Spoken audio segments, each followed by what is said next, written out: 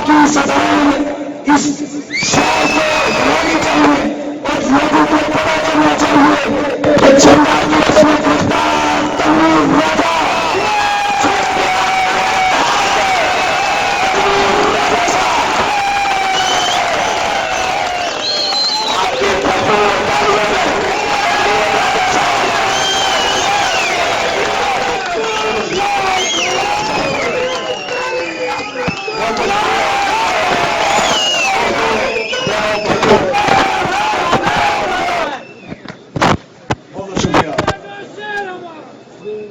بہت بہت شکریہ. میں معذرت میں اس طریقے سے لوگوں کے جذبات ابھار نہیں سکتا، مجھے اس چیز کا ہنر نہیں ہے. آپ یہ سمجھ لیں کہ میرے لیے بہتر ہوتا ہے کہ کسی یونیورسٹی کے اندر یا کسی تعلیمی درسگاہ کے اندر میرا لیکچر ہو اور تخلیقی نوعیت کی باتیں ہوں اور سوال جواب ہو. ظاہر ہے یہ ایسا موقع نہیں ہے، یہ ایسا ماحول نہیں ہے جہاں پہ میں اس طریقے سے بات کر سکوں. اور وقت یقیناً میرے پاس بہت کم ہے. میں سمجھتا ہوں کہ جے کے ایل ایف کو مبارکباد مجھے پہلے دینی چاہیے. کم از کم میری نظر سے یا میری سوچ کے مطابق آج صبح جب ہم ڈڈیال سے نکلے تو مجھے غیر متوقع تھا کہ یہ اتنے لوگ ہوں گے. تو یہ بہت میں سمجھتا ہوں مبارکباد ہے. ظاہر ہے بہت محنت کی ہے اور یہ بھی بہت خوشائن بات ہے کہ دیگر پارٹیوں کے دوستوں کو بھی نمائندوں کو بھی یہاں پہ بلایا گیا، انہوں نے بھی بات کی ہے. تو بہت بہت شکریہ، بہت خوشائن بات. تو جو باتیں میں کرنا چاہتا ہوں یقیناً میں ان کو تفصیل میں تو جا نہیں سکتا وقت کی قلت کی وجہ سے. تو میں کوشش کروں گا کہ خلاصے کے طور پر وہ چیزیں آپ کے سامنے بیان کروں. ٹرمینالوجی ہے پبلک پالیسی، یا اس کو اگر ہم اس اصطلاح کو اردو میں ڈالیں تو عوامی حکمت عملی، جس سے لوگوں کو سمجھ نہیں آئے گا کہ ہم کس چیز کی بات کر رہے ہیں. بہرحال لوگوں کے یہ سمجھ میں آنا چاہیے کہ یہ ایک بعد تدریج پروسیس ہے. مجھے 16 سال اور تقریباً 5 مہینے ہو گئی یہاں پہ، اور بعد تدریج میں مرحلہ بائی مرحلہ میں اس ریاست کی وحدت کی بحالی، اس ریاست کی خود مختاری، اس ریاست کی غیر جانبداری، اس ریاست کی منفرد مملکت کی حیثیت کو بحال کرنے کے لیے جدوجہد کر رہا ہوں. یہ یقیناً تھوڑا سا مختلف ہے پارٹیوں کے کام سے. تو ایک چیز جو ہم سب دوستوں کو ذہن میں رکھنی چاہیے، یا اگر میں یہ کہوں کہ جو میرا کام ہے وہ ایک دم ایک انقلاب لانے والا عمل نہیں ہے. یا شاید ہو سکتا ہے کہ مختلف مرحلے سے گزرنے کے بعد شاید واقعی ایسی کوئی صورت بنے جو ہمیں ایک دم انقلاب کی طرف لے جائے. تو میں سمجھتا ہوں کہ کچھ چیزیں ہیں جو آپ لوگوں کو اپنے ذہن میں بٹھانی چاہیے. مثلا دنیا کے بہت سارے ایسے ممالک ہیں جو ہم سے چھوٹے ہیں اور ان کے پاس وسائل بھی بہت کم ہیں ہم سے، لیکن وہ کامیاب ممالک ہیں. ہمیں سوچنا چاہیے، ہمیں تحقیق کرنی چاہیے کہ وہ کیا وجہ ہے، وہ ملک اپنی دفاع کیسے کرتے ہیں، وہ لوگ اپنی معیشت، وہ ملک اپنی معیشت کیسے چلاتے ہیں. تو دوستوں کے لیے سنگاپور جیسے ملک اور سوئٹزرلینڈ جیسے ملکوں کی اسٹڈی کرنی چاہیے.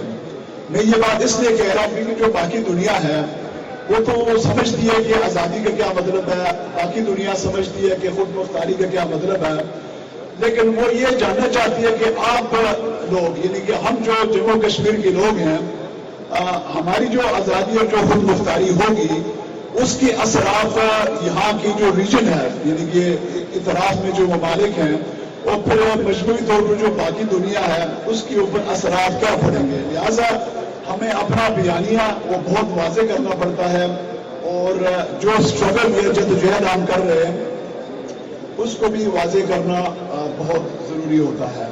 میں یہ باتیں اس لیے کر رہا ہوں کیونکہ میرا جو پس منظر ہے، جو پروفیشنل کام کرنے کا پس منظر ہے، وہ کچھ حد تک بین الاقوامی صحافت سے بھی ہے، اور برٹش جو پارلیمانی نظام ہے اس کے اندر بھی کام کرنے کا مجھے موقع ملا.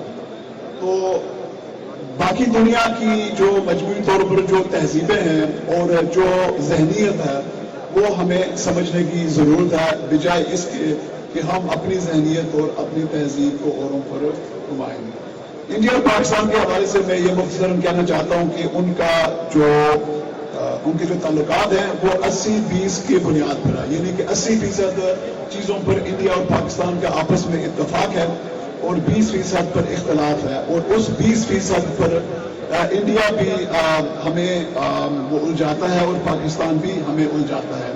یہ ایک جوائنٹ مینجمنٹ سسٹم ہے جو عملی طور پر 1947 سے چل رہا ہے، اور اس کو برطانیہ نے تخلیق کیا بالکل اس طریقے سے جیسے کہ ایک ریلوے کی پٹری ہوتی ہے جو دونوں طرف سے برابر ہوتی ہے۔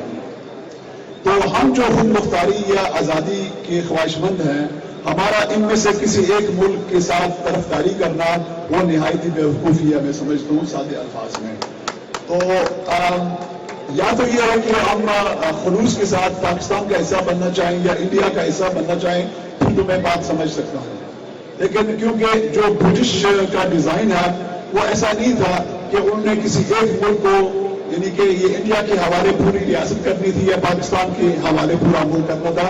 انہوں نے برٹش کا جو ڈیزائن تھا وہ یہی تھا کہ دونوں کے درمیان اس کو تقسیم کیا جائے بات ذریعے سے، ٹھیک ہے، اور اس کی میچورٹی کے لیے، یعنی کہ اس کو حقیقی جامع بنانے کے لیے وہ اب تیاریاں جو ہے پچھلے بالخصوص 2 سال سے ہو رہی ہیں۔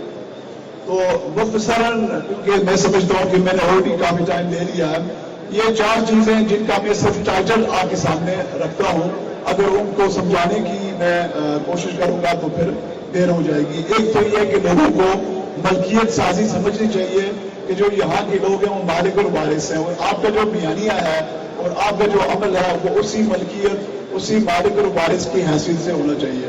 دوسری بات یہ ہے کہ جموں کشمیر کوئی غیر جانبدار نیوٹرل ٹیریٹری ہونا چاہیے سوئٹزرلینڈ کی طرح۔ اگر ہم طرفداری کریں گے کسی ایک ملک کی تو ہم قیامت تک لڑتے رہیں گے، کیونکہ ایک ملک کی طرفداری کا مطلب یہ ہوگا کہ دیگر لوگ جو ہماری ریاست میں وہ کسی اور ملک کی طرفداری کریں گے، کچھ اور لوگ کسی تیسرے ملک کی طرفداری کریں گے۔ اس طریقے سے یہ دنیا کی سب سے قیمتی جگہ ہونے کی وجہ سے ہم پھنسے رہیں گے الجھنوں میں، لہٰذا غیر جانبداری نیوٹرلٹی بہت ضروری ہے۔ تیسری بات یہ کہ مردم شماری کے اوپر سوچیں، آزاد جموں کشمیر کی حکومت کے پاس مردم شماری کا ریکارڈ نہیں ہے، وہ پاکستان کے پاس ہے اور وہ بھی درست نہیں ہے، ٹھیک ہے۔ مردم شماری کرانا وہ اس کی طریقہ کار ہے جس کی وضاحت میں اس وقت کر نہیں پاؤں گا، لیکن یہ ہمارے لیے فرض ہے، ہمارے لیے کرنا ضروری ہے۔ مردم شماری کے بغیر رائے شماری ممکن نہیں۔ چوتھی چیز یہ ہے کہ جو پارٹیاں ہوتی ہیں، جیسے کہ یہاں پہ پولیٹیکل پارٹیز ہیں، کیونکہ انڈیا اور پاکستان کی ایجنسیز کا جو رول ہے وہ اتنا گہرا ہے کہ پارٹیاں یہاں پہ اس طریقے سے فعال نہیں ہو سکتی جب تک آپ کے پاس اپنی ایجنسی نہ ہو، اور جو وہی کام کرے جو انڈیا اور پاکستان کی ایجنسیاں کر رہی ہیں، یعنی کہ وہ اپنے ملک کا تحفظ کر رہی ہیں، آپ کی اپنی ایجنسی آپ کے ملک کا تحفظ کرے گی، اور پارٹیاں اس وقت تک کامیاب نہیں ہوتی جب تک پارٹیاں کسی ایک چھتری، ایک اسمبلی کے ڈھانچے کے نیچے آتی نہیں ہے۔ تو اگلا جو مرحلہ ہونا چاہیے پارٹیوں کے لیے وہ یہی ہے کہ وہ ایک عوامی اسمبلی ہو۔ باقی میں یاسین ملک صاحب کے متعلق بھی کچھ کہنا چاہتا ہوں، جو میں نے پچھلے مختلف جو مجھے بنایا گیا تقریر کرنے کے لیے وہ میں باتیں کہہ نہیں سکتا۔ آپ لوگوں کے ذہن میں ہونا چاہیے کہ جتنے بھی سیاسی قیدی ہیں جموں کشمیر میں، چاہے وہ جی بی میں ہیں، چاہے وہ جموں میں ہے، وادی کشمیر میں ہے یا آزاد جموں کشمیر میں، یہ سب ایک برٹش گورنمنٹ کی ذمہ داری ہے، کیونکہ اس سیاسی مسئلے کو انگریزوں نے ہی پیدا کیا۔ تو یاسین ملک صاحب کے حوالے سے میں یہ کہنا چاہتا ہوں کہ دونوں، امریکہ نے بھی اور برطانیہ نے بھی، جب انہوں نے غالباً 1994 میں 1994 میں جب انہوں نے ملیٹنسی کو چھوڑا، انہوں نے اعلان کیا، تو اس سے قبل دونوں انگریزوں نے بھی، انگلینڈ نے بھی اور امریکہ نے بھی ان کو اشورٹی دی تھی کہ اگر آپ اپنی جدوجہد کو پرامن طریقے سے کریں گے تو آپ اپنے ہدف میں پیش رفت کر پائیں گے۔ تو کیونکہ وہ ایسا ہوا نہیں ہے، جو اشورٹی امریکہ اور انگلینڈ نے یاسین ملک صاحب کو دی تھی وہ اس طریقے سے وجود میں نہیں آئی۔ یہ ایک اینگل ہے جو آپ کی جماعت کو دیکھنا چاہیے۔ تو آخر پہ میں یہ کہوں گا کہ محاسبہ بہت ضروری ہے، میں تلخ بات ہے لیکن مجھے یقین ہے کہ انڈیا اور پاکستان کے پاس کوئی نہ کوئی ایسا ایڈوانٹیج ہے، کوئی نہ کوئی ایسی بات ہے جس کی وجہ سے انہوں نے ہمیں غلام رکھا ہوا ہے، اور ہمیں اس کے اوپر سوچنا چاہیے کہ کیا وہ کوئی تہذیبی وجوہات ہیں، کیا وہ کوئی اخلاقی وجوہات ہیں، या क्या सिंपली उनके पास प्रोपेगेंडा की मशीनें ज्यादा हैं इसलिए वो उनका कब्जा मुस्तहकम है। इन चीजों के बारे में सोचना बहुत बहुत जरूरी है। बाकी ये है कि ऐसे बड़े कन्वेंशन का होना ये बहुत खुशाइन बात है और ज़ाहिर है इससे पुख्ता पैगाम जाता है काबिज़ीन की तरफ, ठीक है। और दूसरा ये कि आप मुतालबात भी करते हैं, ज़ाहिर है उस तरीके से वो पैगाम भी जाता है। लेकिन अगर हम सही मानों में, अगर इससे आगे के जो मराहिल हैं सही मानों में हम इंडिया और पाकिस्तान की एजेंसीज को काउंटर करना चाहते हैं तो हमें इश्यूज उठाने पड़ेंगे और उन इश्यूज के ऊपर काम करना पड़ेगा और हर इशू की कामयाबी के साथ हम पुख्ता होते जाएंगे और इंडिया और पाकिस्तान की एजेंसीज कमजोर होती जाएंगी। बहुत बहुत शुक्रिया।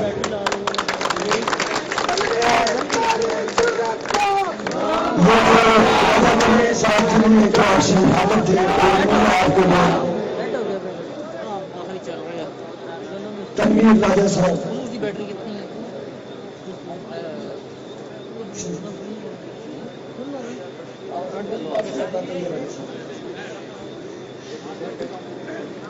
प्रोग्राम को आगे बढ़ाते हुए अगर मैं तनवीर राजा साहब की को स्टेज पर बुलाऊं और सफीर कश्मीरी का मामला लूं तो ये बहुत ज्यादती होगी।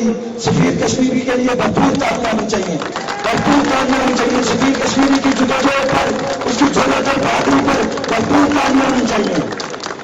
इसके बाद मैं प्रोग्राम को आगे बढ़ाते हुए नौजवान रहनुमा आप और हम सबके दिलों की धड़कन आपके वालिद मोहतरम तहरीक आजादी के एक सरमाया थे जो चंद दिन पहले रुखसत हुए। अल्लाह पाक उन्हें जन्नतुल फिरदौस में आला आल का अता फरमाए। मेरी मुराद जनाब मोहतरम साद अंसारी साहब से है कि वो आए और मुझसे आपसे मुखातब हूं। साद अंसारी साहब।